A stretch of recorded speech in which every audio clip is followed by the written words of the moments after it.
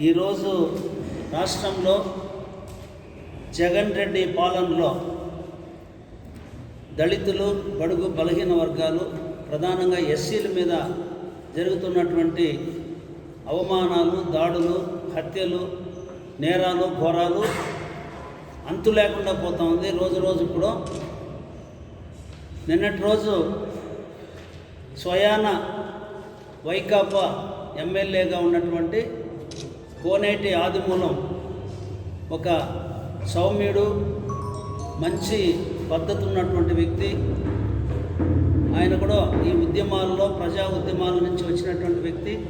అంచెలంచెలుగా ఎదిగి ఎమ్మెల్యే స్థాయికి వచ్చినటువంటి ఒక సామాన్య కుటుంబం నుంచి వచ్చినటువంటి వ్యక్తిని పెద్దిరెడ్డి ఏ విధంగా అవమానించారు, ఆయనకు మనోభావాలను ఏ విధంగా దెబ్బతీసింది అనేది ఆవేదన చెప్తా ఉంటే చాలా బాధగా ఉంది. ఎందుకంటే వైసీపీ పెద్దలు స్వయాన షర్మిల గారు, జగన్ గారి సోదరిమనే చెప్పింది, వైఎస్ఆర్ పార్టీ అంటే వై అంటే వైవి సుబ్బారెడ్డి, ఎస్ అంటే సాయిరెడ్డి అంటే విజయసాయి రెడ్డి, ఆర్ అంటే రామకృష్ణారెడ్డి అంటే ఇప్పుడు అన్ని సజ్జల జరుపుతున్న రామకృష్ణారెడ్డి.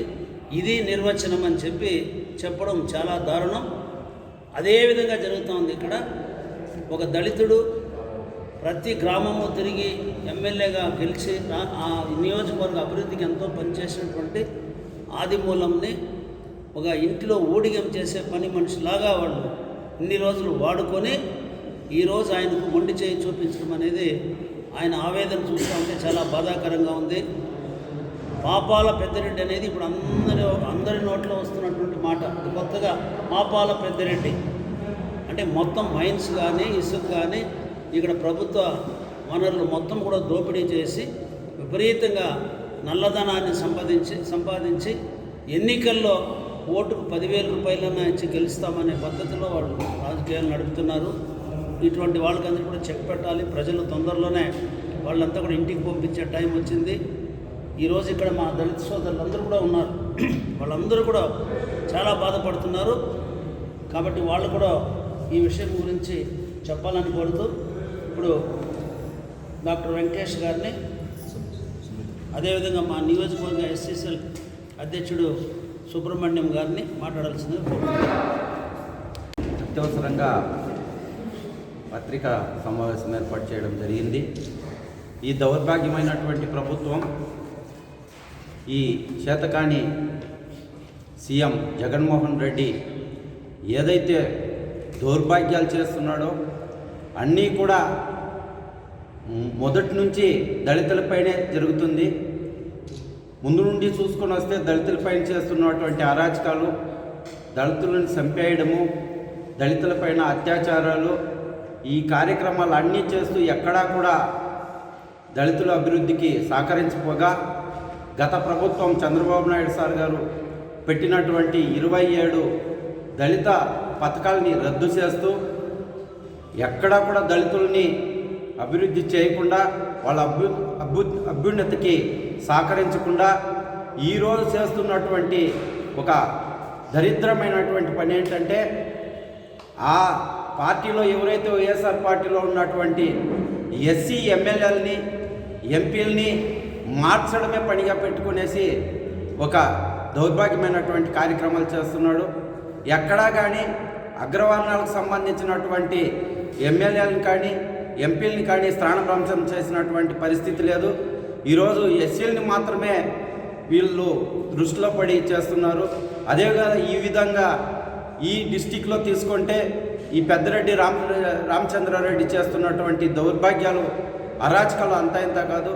అన్ని రకాలుగా మొత్తం డిస్టిక్ని ఆయన చెప్పు చేతుల్లోకి తీసుకునేసి ఆయన చేస్తున్నటువంటి అక్రమంగా ఇసుక మాఫియా కానీ, మైనింగ్ మాఫియా కానీ వీటన్నిటినీ చేస్తూ ఆయన చేసుకుంటూ పోతూ దళిత ఎమ్మెల్యేలపై రుద్దడము, అదేవిధంగా వాళ్ళని ఏదైనా చిన్నా చితకా మాట్లాడితే ఇమీడియట్గా వాళ్ళని మార్చేయడము, ఇలాంటి కార్యక్రమాలు చేస్తున్నారు. ఇది మంచిది కాదు. జగన్మోహన్ రెడ్డి కానీ ఆ రోజు నేను దళిత బిడ్డని, దళితుల కోసమే ముఖ్యమంత్రి అని అవుతున్నాను కాబట్టి మీ సమస్యలు తీర్చేస్తానని చెప్పాడు. ఎక్కడా కూడా ఏమీ జరగలేదు. ఒక్క సామాన్య ప్రజలకే కాదు, ఎమ్మెల్యేలకు కూడా ఈ ప్రభుత్వంలో అన్యాయం జరుగుతుంది. తొందరలోనే ఈ పార్టీకి, జగన్మోహన్ రెడ్డికి, వైఎస్ఆర్ ప్రభుత్వానికి బుద్ధి చెప్పే రోజులు దగ్గరలో ఉన్నాయి. రాబోయే రోజుల్లో ఖచ్చితంగా జగన్మోహన్ రెడ్డి ఇంట్లో కూర్చోవడం ఖాయమని సభాముఖం తెలియజేస్తున్న పత్రిక మూలంగా నమస్కారం తెలియజేసుకుంటూ, ముఖ్యమంత్రిగా జగన్మోహన్ రెడ్డి ప్రమాణ స్వీకారం చేసిన తర్వాత కొన్ని రోజులకి 30 సంవత్సరాలుగా నేనే ముఖ్యమంత్రిగా ఉంటానంటే మనందరికీ ఏం అర్థం కాని పరిస్థితి. మరీ ముఖ్యంగా దళితులకి ఏం జరుగుతుందో అర్థం కాని పరిస్థితి. ఏమంటే 30 సంవత్సరాలుగా ఉండాలంటే ఓట్ బ్యాంక్ అవసరం. ఓట్ బ్యాంక్ ఉన్నారు ఇక్కడ. ఎస్సీలని, నా ఎస్సీలని, నా ఎస్టీలని, నా బీసీలని, నా మైనారిటీలని చెప్పుకుంటున్న వ్యక్తి ఎందుకు ఆ మాట అన్నాడని మాకు బాగా ప్రస్ఫుటంగా అర్థమవుతాను. ఏమంటే ఆర్థికంగా ఎవరిని ఎదిగితే వాళ్ళకి ఇండివిజువాలిటీ వస్తుంది, స్వతంత్రత వస్తుంది. అలా ఎదిగిపోతే జగన్మోహన్ రెడ్డికి ఓట్లు వేసేవాళ్ళు లేరని కనుక్కొని అప్పుడే దళితులని అధఃపాతాలను తొక్కడానికి కంకణం కట్టుకున్నాడు. ఇది కూడా చర్య ఇప్పుడు బయటపడింది. ఎట్లాది ఎమ్మెల్యేలు కానీ, ఎంపీలు కానీ, ఎంపీపీలు కానీ, జడ్పీటీసీలు, ఎస్సీలు ఎవరైనా ఉంటే వాళ్ళని ఆర్థికంగా వాళ్ళ మూలాన్ని సమూలంగా నాశనం చేయడం. ఎట్లా నాశనం చేయడం అంటే వాళ్ళకి కాంట్రాక్ట్ ఉండదు, బిజినెస్ ఉండదు, సొంత వ్యాపారం ఉండవు, సొంత బిల్డింగ్లు ఉండవు. కేవలం ఆట బొమ్మ వస్తువులాగా తయారు చేస్తే వాళ్ళు కాళ్ళ కింద పడింటారు, మనం చెప్పినట్టు వింటారనేది జగన్మోహన్ రెడ్డి రహస్యం. అది ఇప్పుడు బయటపడింది. మొన్న సింగనమల ఎమ్మెల్యే జొన్నలగడ్డ పద్మావతి కావచ్చు, పూతలపట్టు ఎమ్మెల్యే ఎంఎస్ బాబు కావచ్చు, ఆదిమూలం కావచ్చు, అలాగే మనకి చూస్తే ఉండవల్లి శ్రీదేవి కావచ్చు, తిప్పేస్వామి కావచ్చు, వీరందరూ చెప్పిన మాటలు ఒకటే. దళితుల యొక్క ఆత్మవిశ్వాసాన్ని దెబ్బతీశారు, దళితుల యొక్క ఆర్థిక మూలాలని దెబ్బతీశారు, దళితులకి స్వతంత్రంగా పనిచేసే వ్యవస్థను తీసి పక్కన పెట్టేశారు, మమ్మల్ని అందరినీ ఆట వస్తువులు చేసి తోలుములు ఆడిస్తున్నారు కానీ స్వతంత్రంగా పనిచేసే వ్యవస్థ వైఎస్ఆర్ పార్టీలో లేదని తెలిసింది. దీని అర్థమేమి? జగన్మోహన్ రెడ్డి ఎప్పుడైతే 30 సంవత్సరాలు నేనే ఉంటాను అని చెప్పిన దానికి అర్థం ఇది ఇప్పుడు బయటపడింది.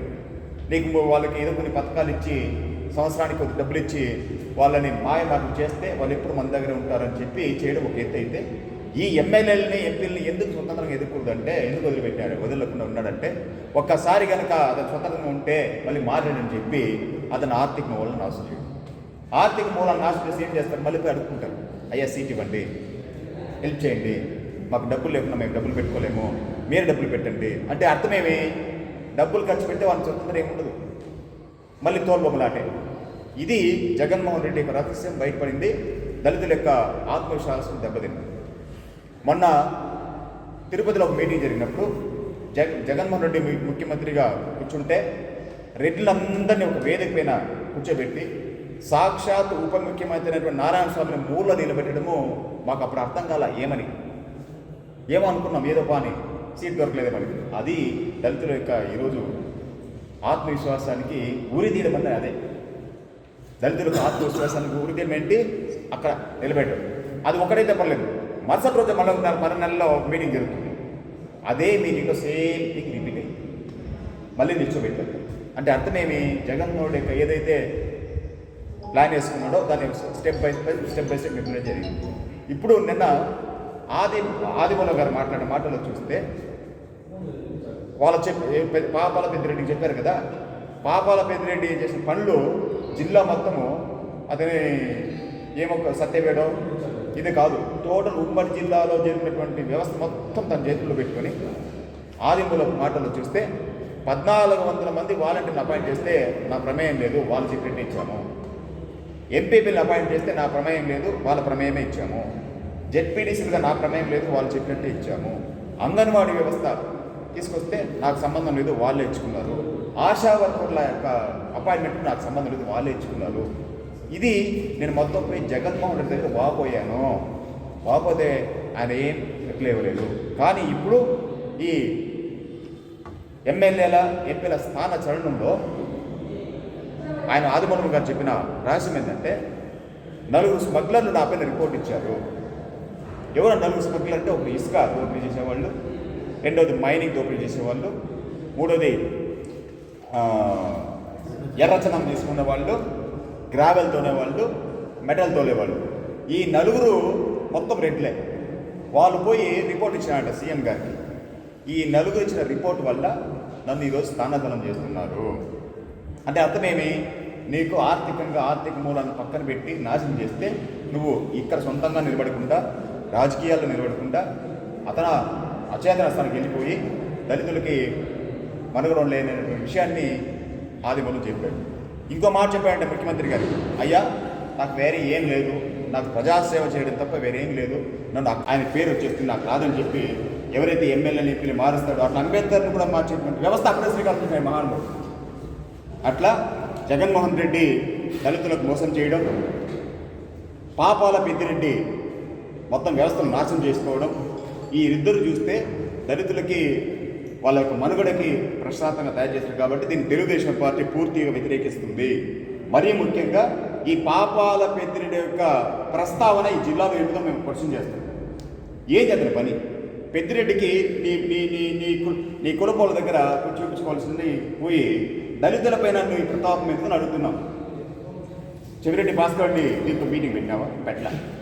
తిరుపతిలో మీటింగ్ పెట్టినావా? పెట్టలా. పంబలపల్లిలో మీటింగ్ పెట్టినావా? పెట్టలా. ఎక్కడైతే రెడ్లు ఎమ్మెల్యేలకు ఉండాలో వాళ్ళు పట్టించుకోకుండా సత్యవేడు యొక్క నియోజకవర్గ మీటింగ్ తిరుపతిలో వాళ్ళు ఎట్లా పెట్టుకుంటారు ఎమ్మెల్యేకి చెప్పుకుంటా.